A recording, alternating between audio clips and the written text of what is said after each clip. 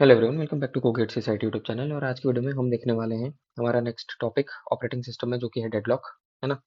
इसके पहले वाले वीडियो में मैंने आपका आईपीसी कवर करवा दिया था। आईपीसी की प्रैक्टिस जो है उसके लिए आप गेट के क्वेश्चन वो कर लेना, प्रीवियस ईयर क्वेश्चन, उसमें आपको बहुत अच्छे से आइडिया लग जाएगा, है ना। ऑल्दो मैं ये सोच रहा हूँ, ऐसा कमेंट सेक्शन में भी बताना मुझे।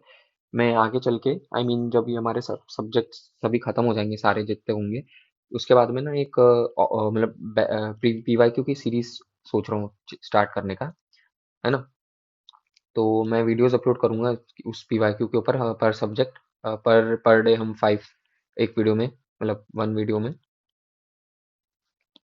में हम लोग मे बी 5 क्वेश्चंस कर लेंगे। अगर बड़े हैं तो 5 क्वेश्चन, और नहीं छोटे हैं तो 10 तक भी खींच लेंगे अगर हो पाता है तो, है ना। दैट डिपेंड्स, मतलब वो तो उस वक्त देखेंगे, बट मेरे पास एक है, कमेंट सेक्शन में जरूर बताना इस तरह से हमें करना चाहिए कि नहीं, है ना। तो हाँ, अभी हम स्टार्ट करते हैं डेडलॉक। तो डेडलॉक होता क्या है? तो देखो, जनरली हमारा प्रोसेस जो है वो कैसे एग्जीक्यूट होती है। हाँ, किसी प्रोसेस को कंप्लीट होने के लिए उसको चाहिए एक रिसोर्स। जैसे हमें जिंदा रहने के लिए खाना चाहिए, वैसे ही प्रोसेस को एग्जीक्यूट होने के लिए रिसोर्स चाहिए। ठीक है। सिमिलर वे में जो हमारे इसमें चलता है, अब रिसोर्स का क्या हुआ कि मान लो मुझे पेट भरना है, मुझे खाने का पेट भरना है, तो मैं क्या करूंगा कि भाई मुझे आज अगर एक रोटी दी तो मेरा पेट नहीं भरेगा, है ना।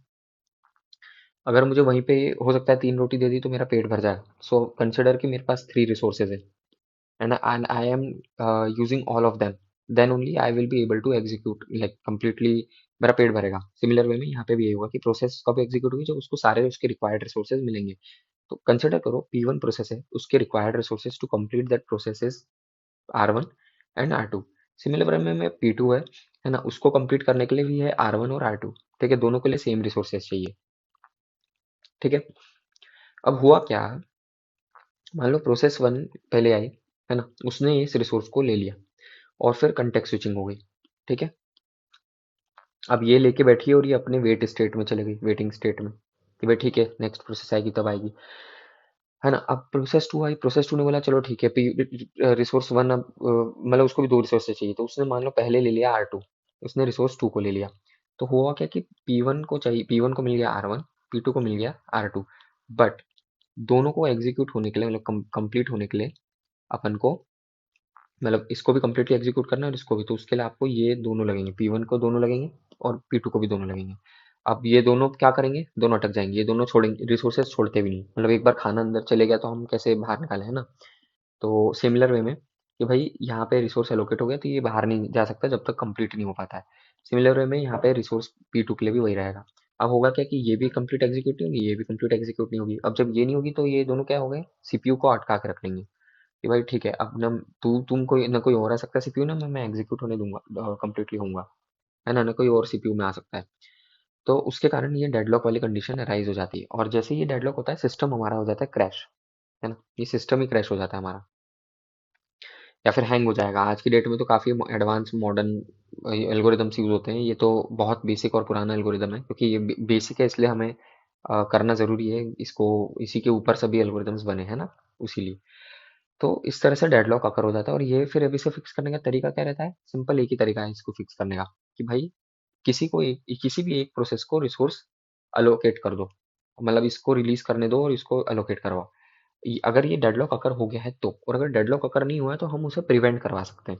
अब मेनली क्वेश्चंस कैसे आते हैं कि भाई, क्वेश्चंस जो आते हैं वो आते हैं बैंकर्स एल्गोरिदम पे, और ये जो एल्गोरिदम है that is for prevention of deadlock, not the cure of deadlock. ठीक है। हम इससे डेडलॉक प्रिवेंट कर सकते हैं, है ना, बट उसे हम लोग क्योर नहीं कर सकते परमानेंटली। हो सकता है कि भाई इससे हमारा प्रिवेंट हो जाए, लेकिन कुछ और रिसोर्स, मान लो कोई और प्रोसेस पी एन आ गई, है ना, तब हो सकता है ये वाला डेडलॉक वाला एलोकेशन हमारा फेल हो जाए, है ना।